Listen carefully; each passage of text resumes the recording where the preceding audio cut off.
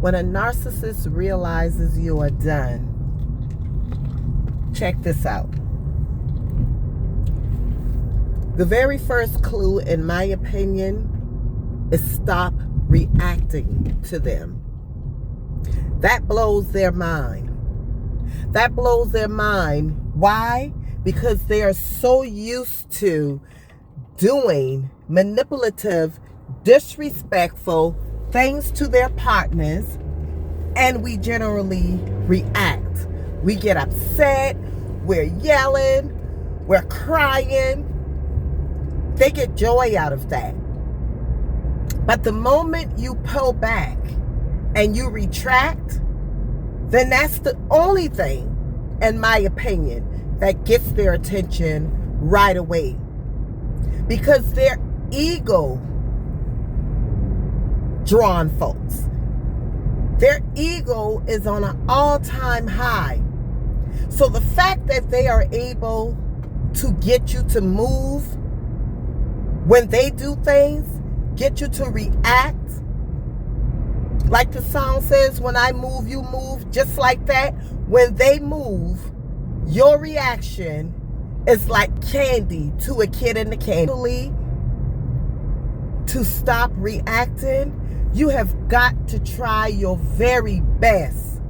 I don't care if you have to contact a friend, family, get out of the house, do whatever you need to do. Figure that thing out. Figure out what you need to do to stop reacting to them. When you stop taking those calls, once they decide to leave or you decide to leave, and you truly stop taking those calls, I mean zero contact, none whatsoever, unless you absolutely had to because you have children together, and that should be bare minimum. When a narcissist feels like you are doing bad, then they don't bother you too much at that time. But the moment life seems to be great for you and you're moving on, they will attempt to come back. That's just another ploy of trying to draw you back in, suck you back in, only to suck you dry and spit you out all over again. Think about the Bible, the story of Jonah in the whale's belly. How after a while that whale just spit Jonah out of its belly. That's what narcissist does. That's what they do. They pull you in only to spit you away as if you never even existed, until they're ready to circle back around to you all over again.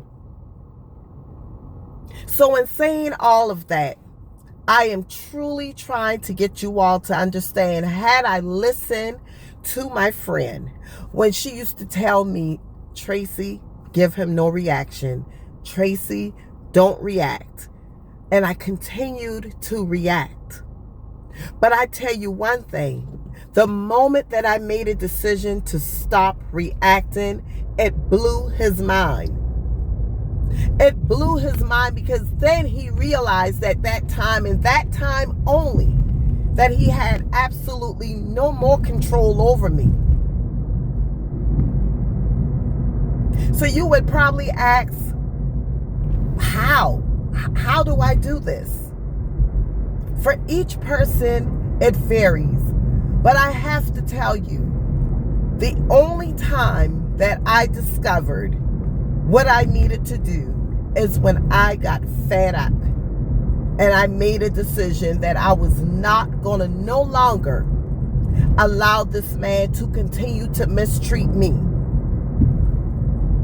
So until you come to that determination that you're worthy, you have more than enough on the inside of you to conquer anything that they bring forth into your life. Narcissistic abuse is very demonic. Very demonic. Anytime an individual could toy with the mind of someone else to the point to where it makes you sick. It makes you start doubting your own self, doubting who you are, doubting what you saw, what you heard from them. The moment someone else is able to do that, that is extremely demonic. But the only way, or one of the only ways I should say, and I think that this is one of the big top tiers, is to resist them. Resist their tactics. There's a scripture in the Bible that says when you resist the devil, he will flee. You have to resist everything that they try to do. Resist the lies. Do not agree with anything that they're saying when you know for sure that it is a lie. I'm not telling you to argue and debate with them because you're fighting a losing battle. Don't debate with them. But even if you've said it once to them and you have to stand in your truth and silence and have yourself an accountability partner, someone who will hold you accountable, who would be able to tell you, listen, Tracy, don't go back and forth with him, but stand in your truth and remind yourself of what he has done. Remind yourself of what she has done so that you will not, in your mind, begin to second guess and doubt yourself. Because it's so easy to doubt yourself when you have this person who is lying in your face, just outright just lying. And then they're so strategic with what they do, they're able to make you question yourself. I've used this analogy before, but could you imagine if you and your partner, you're sitting on the couch just watching TV, you hear his phone ringing, he answers the phone, you could clearly hear the voice of another woman on the other line. You know it wasn't a man, but he says, hey, can I call you right back? I'm sitting here watching TV with my boo, whatever they call you. I'm sitting here watching TV, and you're saying, who was that? Oh, that was just old boy. And you know you heard a woman on that phone. You know without a doubt in your mind. But he is running you up and down and saying, no, that is not the case.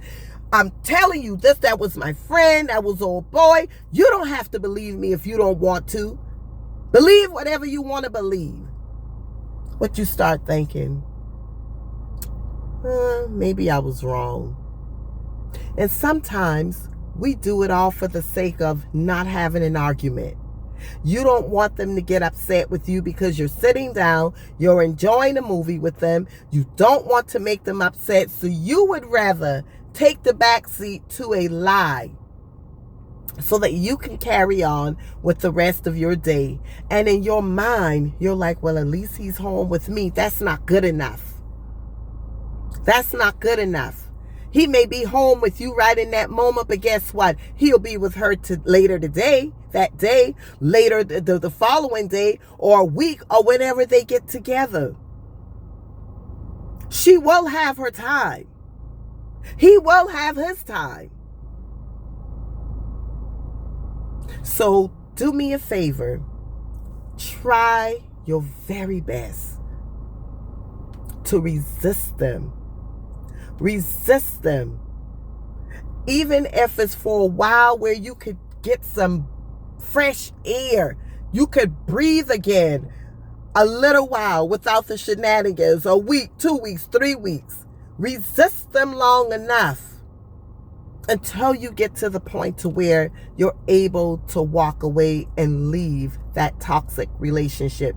It will not get any better. They will not change. They absolutely will not change unless it takes the hands of God to really change these people, or until they're burnt out, No one else wants them, and you are that person, especially if they go ill. You be that person taking care of them when they finally decide to settle down, not by choice, but because they have no other choice but to settle down because they're ill. Could you imagine all the years of this person running around on you, and then in their 50s or 60s, they're on dialysis. They're sick. But you are that person, and the only person who's still standing to take care of them. So now the next part of your life would be caring for them. Don't let yourself get in that position. Take care of yourself. Please subscribe to this channel if you've not already done so. In the description box, there is a link that you could click on to download a free copy of my book regarding narcissistic abuse. Also, there are some other links with great products out there that you will be able to click on to and gain access to.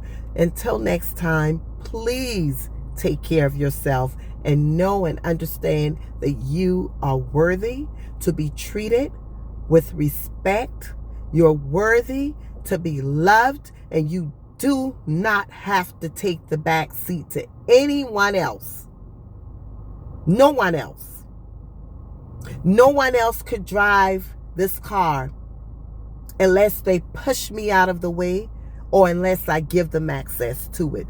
Don't let anyone drive or be the driving force in your life. You be that driving force. Let them take the back seat with the nonsense and the shenanigans. Have the most amazing day whenever you're viewing this video. I certainly do hope that life is treating you well. Allergies are out here, I should say, and my voice is getting raspier the more I speak. Take care.